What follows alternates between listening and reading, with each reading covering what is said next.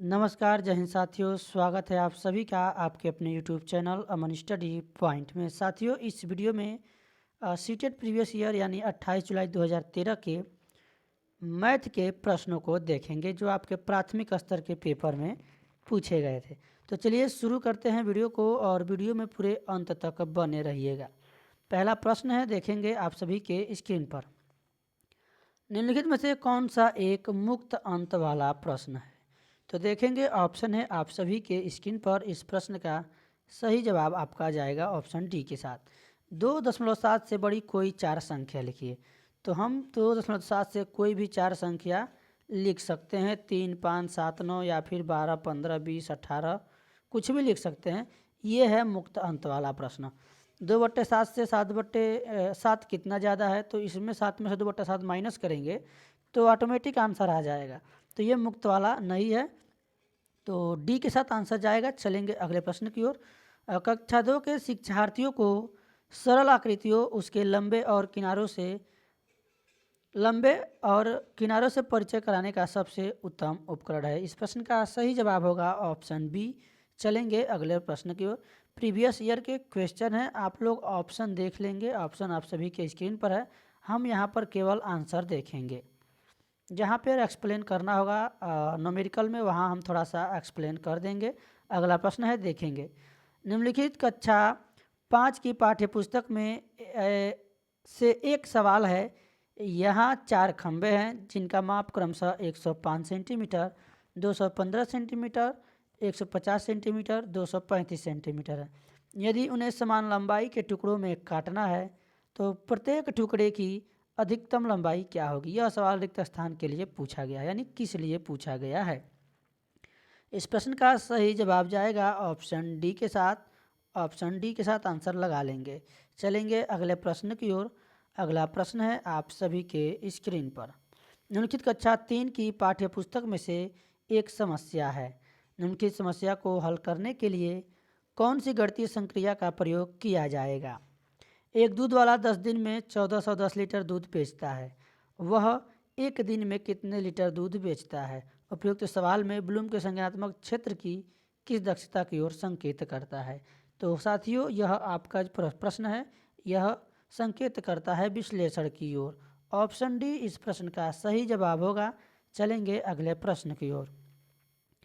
राशिद कक्षा 5 में पढ़ता है। वह विभिन्न प्रकार के त्रिभुजों को भिन्न श्रेणियों में वर्गीकृत कर सकता है, लेकिन त्रिभुज में 3 कोणों का योग 180 अंश होता है। इसके अमूर्त प्रमाण को समझने में उसे कठिनाई होती है। पियाजे के संज्ञानात्मक सिद्धांत के अनुसार राशिद किस चरण पर है?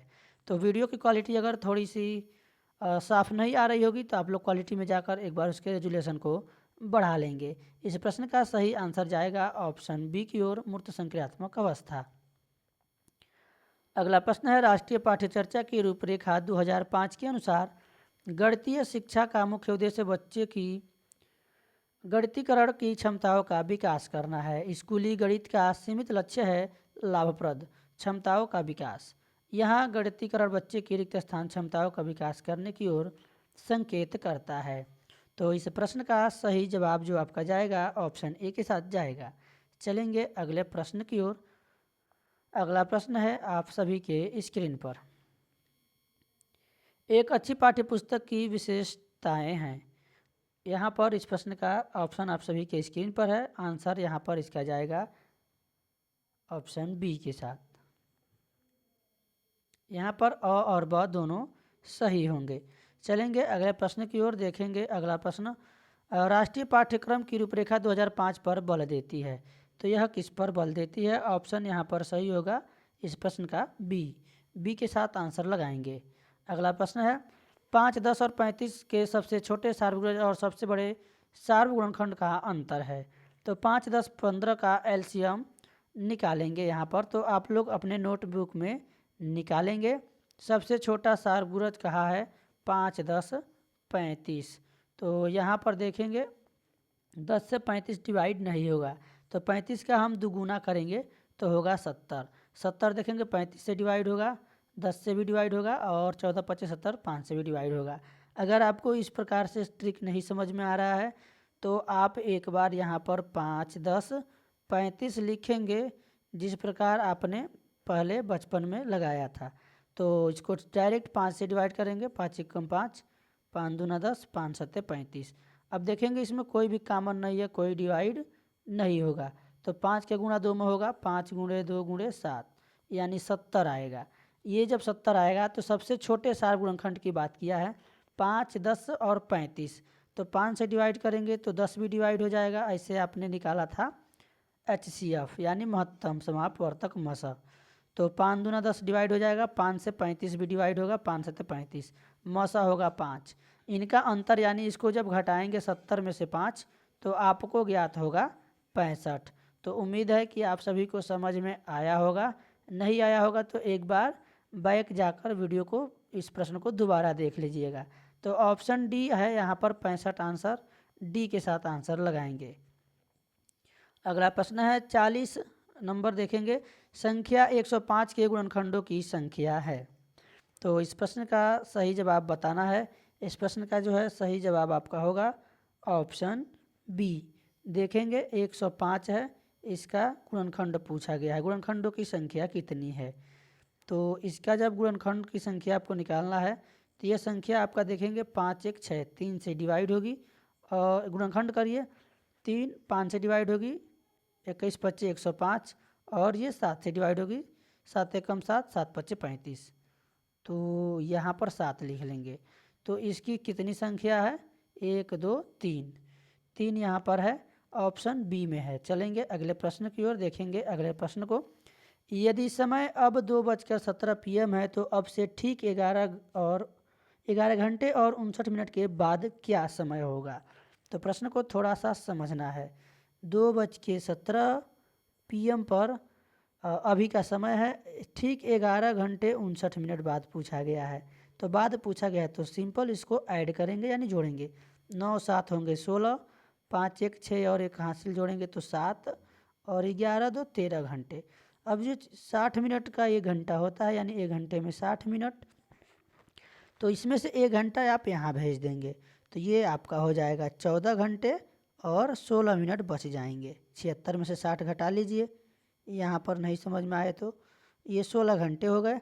और जब इसमें से देखेंगे 14 तो 12 के बाद 2 घंटा एक्स्ट्रा हो रहा है 14, तो 2 घंटे 16 मिनट। इस प्रश्न का सही जवाब होगा ऑप्शन डी में दिया गया है, 2 घंटे 16 मिनट। उम्मीद है कि समझ में आया होगा। चलेंगे अगले प्रश्न की ओर। अगला प्रश्न है आप सभी के स्क्रीन पर। 3.5 समकोण में डिग्रियों की संख्या है। तो 3.5 समकोण, तो एक समकोण में होता है 90 डिग्री, ये आपको समझ लेना है।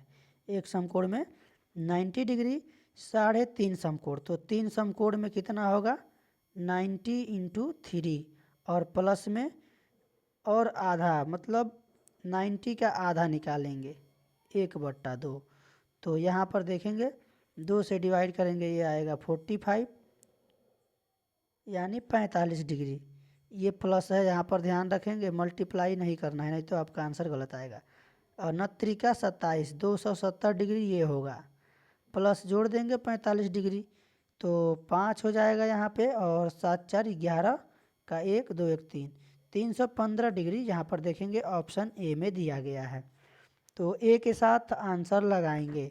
नहीं समझ में आया होगा तो पहले 3 समकोण का निकालेंगे तो कितना होगा 90 × 3, 29 27 270 होगा। और जब 90 का आधा डिग्री मतलब 3.5 बोला गया है तो 90 का आधा अलग निकाल लेंगे, 45 आएगा।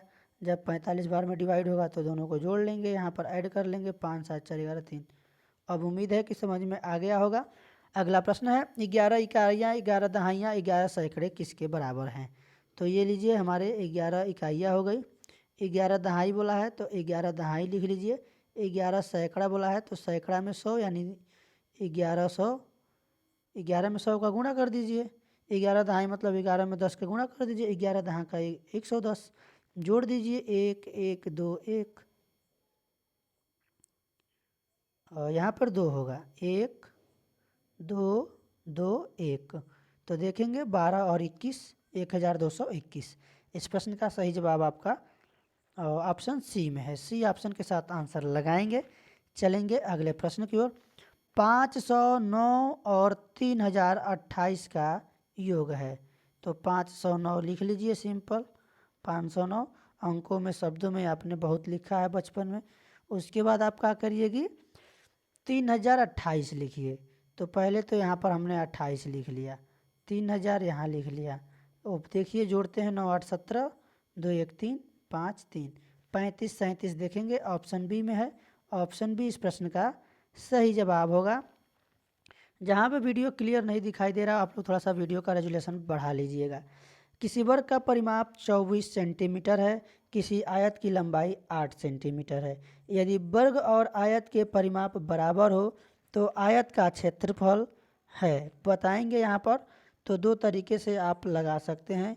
यदि आपको फार्मूला याद हो और फार्मूला न याद हो तो इतना तो याद आपको होना चाहिए कि जो वर्ग होता है, वर्ग की चारों भुजाएं बराबर होती हैं।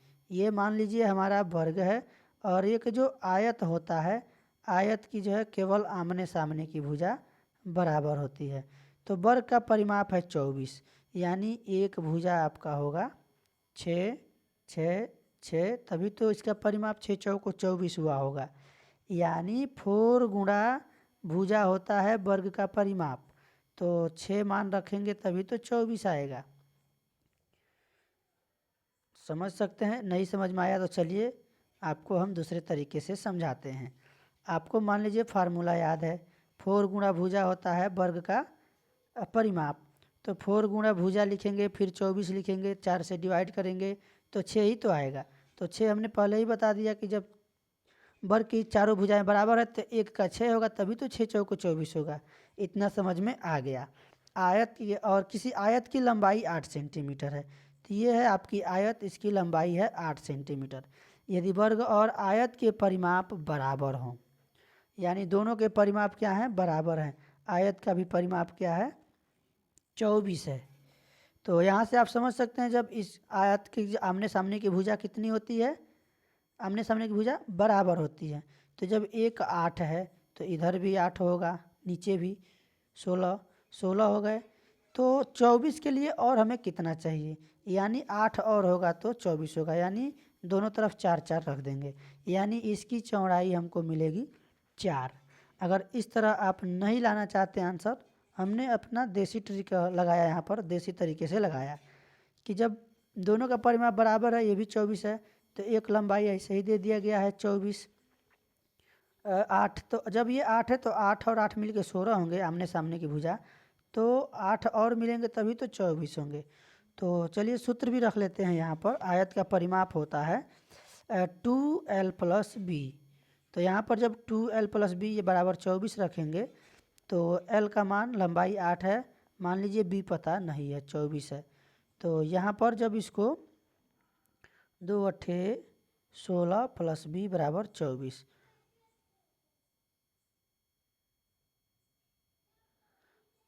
अब यहाँ से 16 घटाएंगे चौड़ाई ज्ञात करने के लिए। तो 24 में से 16 जाएगा, 8 बचेगा, और यहाँ पे 2 है, 2 से काट दीजिए, 2 12 बार में कटेगा, 12 आ जाएगा, और 12 में से 8 उधर ले जाके घटा दीजिए, b बराबर 12 माइनस 8 4 आएगा। तो इस तरीके से भी 4 आएगा। तो कह रहा है कि आयत का क्षेत्रफल वर्ग सेंटीमीटर में है। तो आयत का क्षेत्रफल होता है लंबाई गुणे चौड़ाई, 8 चौके 32। बी ऑप्शन इस प्रश्न का सही जवाब होगा। नहीं समझ में आया है तो एक बार देख लेते हैं। चलिए, हमने आपको बताया कि जो आपका वर्ग होता है, आमने सामने की भुजा, चारों भुजाएं बराबर होती हैं। आयत में आमने सामने की भुजा बराबर होती हैं।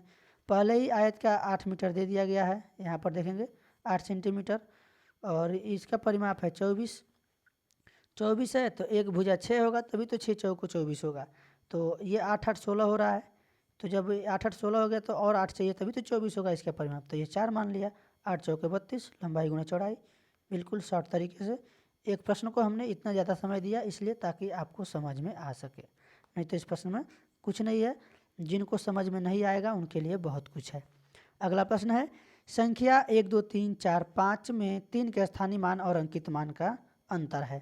तो अंकित मान, जाति मान, वास्तविक मान पूछा जाए तो उस संख्या का अंकित मान, वास्तविक मान वही संख्या होती है। स्थानीय मान निकालने के लिए 3 रखिए, 2 जीरो रखिए, या फिर वैसे लिख लीजिए 1 गुणा 100 बराबर 300। 300 है, अंकित मान उसका 3 ही होगा, तो 300 में से 3 घटाएंगे तो आपका 3 में 10 में से 3 गया 7, 9, 297। ऑप्शन बी इस प्रश्न का सही जवाब होगा। अगला प्रश्न है, निम्न में से कौन सा सही नहीं है। ये आपके प्रीवियस ईयर के क्वेश्चन पेपर हैं, इसी के आधार पर आपको सीटेट की तैयारी करनी है। देखेंगे अगला प्रश्न, निम्न में से कौन सा सही नहीं है, तो इस प्रश्न का जवाब बताएंगे। एक घन के 6 फलक होते हैं, सही है। 1 मिलीमीटर बराबर 1 सेंटीमीटर, तो किलो, हेक्टो, डेका ग्राम, लीटर, मीटर और डेसी, सेंटी, मिली। हमने ये ट्रिक बताया था पहले वाले वीडियो में, प्रीवियस ईयर का मैथ कराया था, वो वीडियो आप लोग जाकर देख लीजिएगा। इस प्रकार से चलता है, किलो, हेक्टो, डेका ग्राम, डेसी, सेंटी, मिली। तो मिली से बाएं जाएंगे, इधर से दाएं से बाएं, तो 1/10 से गुणा होता है, तो इसको डिवाइड करेंगे 0.1 सेंटीमीटर, यानी बी वाला भी सही है। अब एक ही चीज़ बार बार सभी वीडियो में बताएंगे तो वीडियो थोड़ा सा बड़ा हो जाएगा। अगला है कि 10 और 1 ये जो है समान है, ये भी सही है। 56.7 किलोग्राम बराबर 5670 ग्राम, ये जो है गलत है। ऑप्शन डी इस प्रश्न का सही जवाब होगा, क्योंकि 56 किलोग्राम में 1 किलोग्राम बराबर 1000 ग्राम, तो 56,000 ग्राम यही हो जाएगा। और 7 ग्राम है, 0.7 है, तो ये 5607 इस प्रकार होगा, ये गलत है। तो चलेंगे अगले प्रश्न की ओर, देखेंगे अगले प्रश्न को। नदी में एक नाव की चाल 20 किलोमीटर प्रति घंटा है और एक दूसरी नाव की चाल 23 किलोमीटर प्रति घंटा है। ये दोनों नाव एक ही दिशा में एक स्थान से एक समय पर चलती है। 3.5 घंटे पश्चात उनके बीच की दूरी है। 3.5 घंटे बाद उनके बीच की दूरी बताना है। तो सबसे पहले हम निकालेंगे पहले नाव द्वारा 3.5 घंटे में चली गई दूरी, तो 3.5 यानी इसको हम लिख सकते हैं 7/2। 2 3 6, 2 5 10, 3.5 को 7/2 लिख सकते हैं आराम से। तो डिवाइड करेंगे 2 दहा के 20, यानी 70, ये आएगा 70 किलोमीटर। दूसरी नाव द्वारा 3.5 घंटे में तय जो की गई है दूरी, तो इसको भी हम लोग निकाल लेंगे। इसकी चाल है 23 गुणे 7/3, इसको डिवाइड करेंगे 7 त्रिका 21, 7 दूना 14 और 2 16, 161 को 3 से डिवाइड करेंगे तो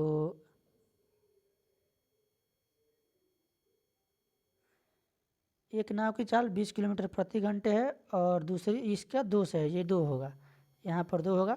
2 8 16 0.5, 2 5 10, 8.5 इसकी दूरी होगी किलोमीटर में। अब पूछ रहा है कि यहाँ पर बीच की दूरी क्या है, तो बीच की दूरी निकालने के लिए हमको इसमें से 70 में से 8.5 को माइनस करना पड़ेगा। जब इसको माइनस करेंगे 70 में से 8 जाता है तो कितना बचता है, देखेंगे 80.5 में से 70 को माइनस कर देंगे, 80 दशमलव, ये हमारा 80 आएगा। 70 जब माइनस करेंगे तो यहाँ पर 5 उतरेगा हमारा, 5 नहीं 0 होगा, और यहाँ पर 15 में से 7 जाएगा, 8 बचेगा, और यहाँ पर बचेगा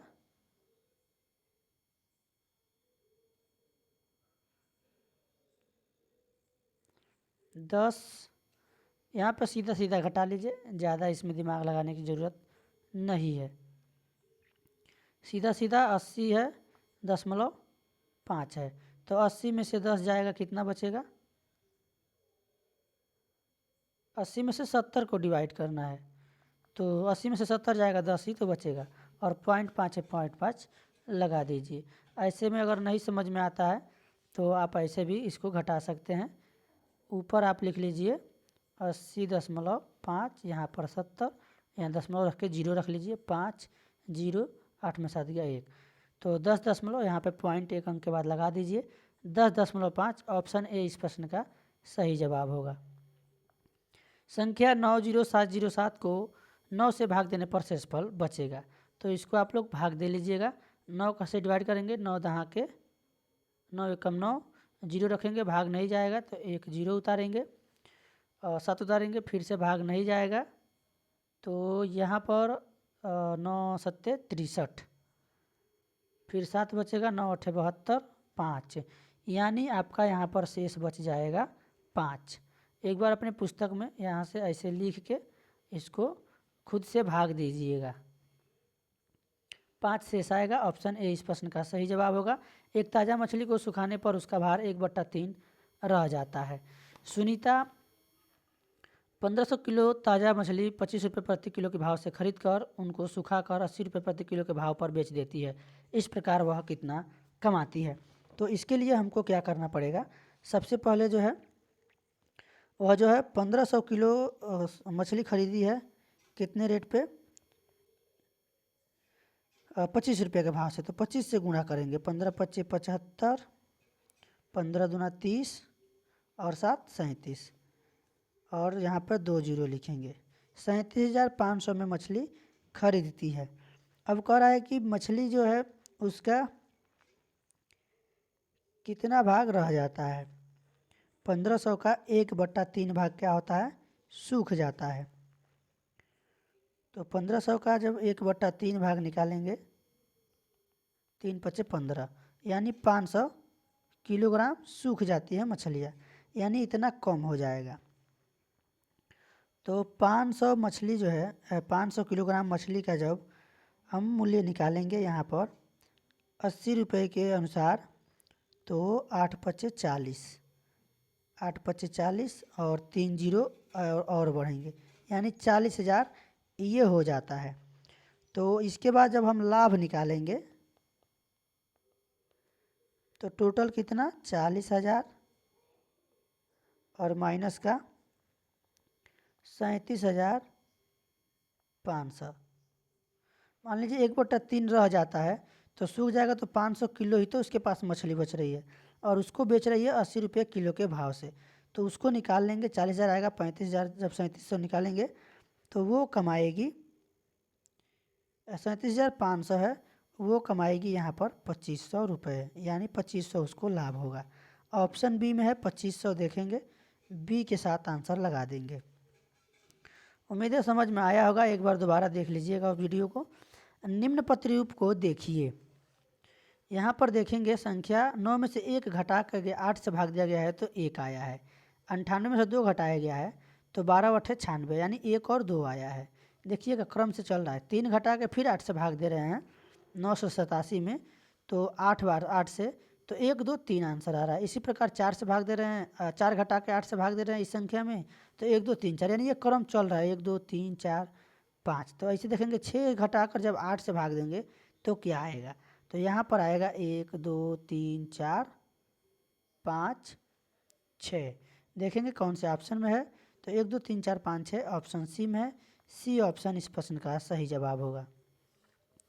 एक बोतल में 750 मिलीलीटर जूस भरा जाता है और ऐसी 6 बोतलों को एक कार्टून में पैक किया जाता है। 450 लीटर जूस के लिए आवश्यक कार्टूनों की संख्या होगी। तो प्रश्न को थोड़ा सा ध्यान से पढ़ेंगे आप लोग। देखिएगा यहाँ पर दिया गया है 450 लीटर जूस है, बोतलों की संख्या पूछा गया है। तो ये जो 450 लीटर है इसको जो है हम, ये मिलीलीटर में है, मिलीलीटर में बदलेंगे तो लीटर से मिलीलीटर में जाने पर 1000 से गुणा होता है। तो 450 यहाँ लिख लेंगे और 1000 से गुणा करेंगे 1 2 3 जीरो। इतना आपको समझ में आया होगा। अब 750 मिलीलीटर है तो 750 से इसको डिवाइड करेंगे।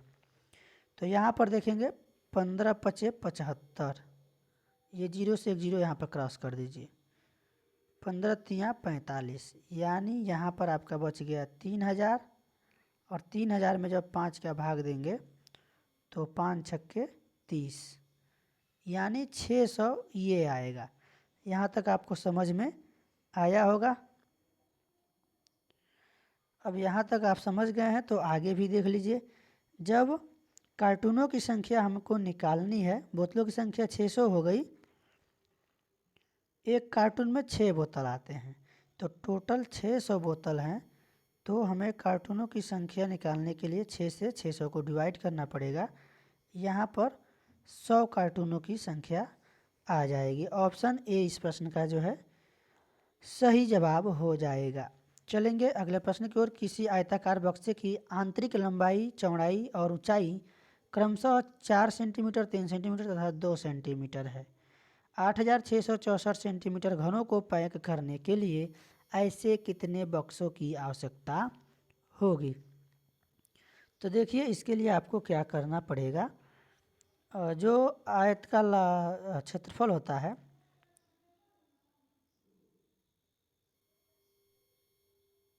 आंतरिक लंबाई, चौड़ाई और ऊंचाई, बक्सा है ये, तो यानी ये घनाकार है। तो घनाकार है तो घनाभ होगा, ये कहीं ना कहीं बक्सा इस प्रकार होगा जो कि घनाभ होगा। तो घनाभ का आयतन जो होता है लंबाई गुणे चौड़ाई गुणे ऊंचाई। तो इसको जो है आपको निकालने के लिए क्या करना होगा, इसमें डिवाइड करना होगा। इसका जब गुणा करेंगे 4 तियाँ 12, 12 दूना 34, LBH इस फार्मूले से निकालेंगे। 2 गुणे 3 गुणे 4 यानी 4 गुणे 3 गुणे 2, तो 4 तियाँ 12, 12 दूना 24, ये आ गया 24। बक्सों की आवश्यकता पूछी गई है तो 86 64 में आप 24 का भाग दे दीजिएगा अपने नोटबुक में। 24 से जब डिवाइड करेंगे 24 दूनी 48, 24 तिया 72, 3 बार जाएगा। 24 चौके 96 होता है, तो 3 ही बार जाएगा। उसके बाद से 6 बार पुनः जाएगा। जब 86 में से 72 घटा देंगे तो 4 1 14 बचेगा। आइए, तो 6 बार जब भाग ले जाएंगे तो यहाँ पर आपका आएगा 144। 24 छक्के 144, 2 बचेगा, 4 यहाँ पर उतारेंगे तो 24 से कम 24। आप लोग अपने नोटबुक में भाग जरूर दीजिएगा। तो इस प्रश्न का सही जवाब देखेंगे कहाँ पे है, 361 ऑप्शन सी में है, और सी के साथ हम लोग आंसर लगाएंगे। 7 प्रश्न और हैं, बस वीडियो में धैर्य के साथ बने रहिएगा। न्यूमेरिकल प्रश्न भी है, इसीलिए थोड़ा सा वीडियो बड़ा होगा। 1/3 के समतुल्य भिन्न लिखिए। कक्षा 4 के शिक्षार्थियों से पूछा गया यह सवाल रिक्त स्थान की ओर संकेत करता है। तो इस प्रश्न का जो सही जवाब जाएगा आपका ऑप्शन बी की ओर जाएगा।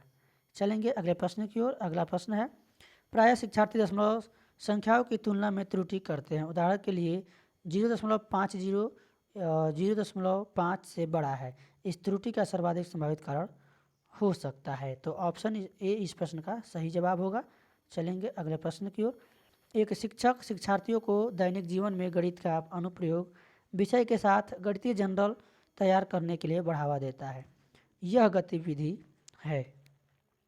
इस प्रश्न का सही जवाब होगा ऑप्शन ए। ऑप्शन चारों आप लोग पढ़ेंगे क्योंकि ऑप्शन पढ़ना जरूरी है। सबसे जो सटीक आंसर होता है मनोविज्ञान, साइकोलॉजी यानी पेडागोजी में, वही लगाया जाता है। आपको कहीं कहीं एक ही प्रश्न सटीक और सकारात्मक दिखेगा, कहीं पे 3 ऑप्शन 2 ऑप्शन एक दूसरे से मिलते जुलते दिखेंगे। तो जो सबसे सटीक सही आंसर है उसको लगाएंगे, नेगेटिव आंसर नहीं लगाएंगे। अगला प्रश्न है, देखेंगे आप सभी के स्क्रीन पर। वेनिले के ज्यामितीय विचार के स्तर अनुसार 5 स्तर हैं। चाक्षुषीकरण, विश्लेषण, अनौपचारिक निगमन, औपचारिक निगमन और दृढ़ता। कक्षा 3 के एक बच्चे को छांटने के लिए कुछ बहुभुज भेज दिए गए हैं। वह भुजाओं की संख्याओं के आधार पर बहुभुजों को वर्गीकृत करता है। यह बच्चा वेनिले के ज्यामितीय विचार के किस स्तर पर है, यानी यहाँ पर बताना है। तो इस प्रश्न का जो है सही जवाब होगा ऑप्शन बी, चाक्षुषीकरण। अगला प्रश्न है, एक बच्चा संख्याओं, संक्रियाओं और संकेतों, घड़ी के 2 कांटों, विभिन्न सिक्कों आदि में अंतर करने में कठिनाई प्रदर्शित करता है। इसका निहितार्थ है कि जो विशिष्ट बाधाएं उसके सीखने को प्रभावित करती हैं वे हैं। तो वे हैं आपका कमजोर चाक्षुष प्रक्रमण, योग्यता जैसे चाक्षुष विभेदीकरण, स्थानिक संगठन और चाक्षुष समन्वय, यानी सी के साथ आंसर जाएगा। राष्ट्रीय पाठ्यचर्चा की रूपरेखा 2005 अधिगम के रचनावादी उपागम पर बल देती है क्योंकि वह रिक्त स्थान पर केंद्रित है। इस प्रश्न का सही जवाब जाएगा ऑप्शन डी के साथ। चलेंगे अगले प्रश्न की ओर। आखिरी प्रश्न है इस वीडियो का। देखेंगे, निम्नलिखित बिंदुओं का प्रयोग करते हुए 15 को प्रदर्शित करने वाली संयोजित आरेख है। तो बताना है 15 अथवा अन्य किसी संख्या को प्रोसेस करने उपयुक्त तरीके को रिक्त स्थान की संकल्पना को पढ़ाने के लिए इस्तेमाल किया जा सकता है। इस प्रश्न का सही जवाब आपका होगा ऑप्शन ए। तो साथियों, आज के वीडियो में हमने सीटेट के पूरे 30 प्रश्नों को देख लिया है। अब मिलेंगे नेक्स्ट वीडियो में नए टॉपिक के साथ। तब तक के लिए धन्यवाद। जय हिंद।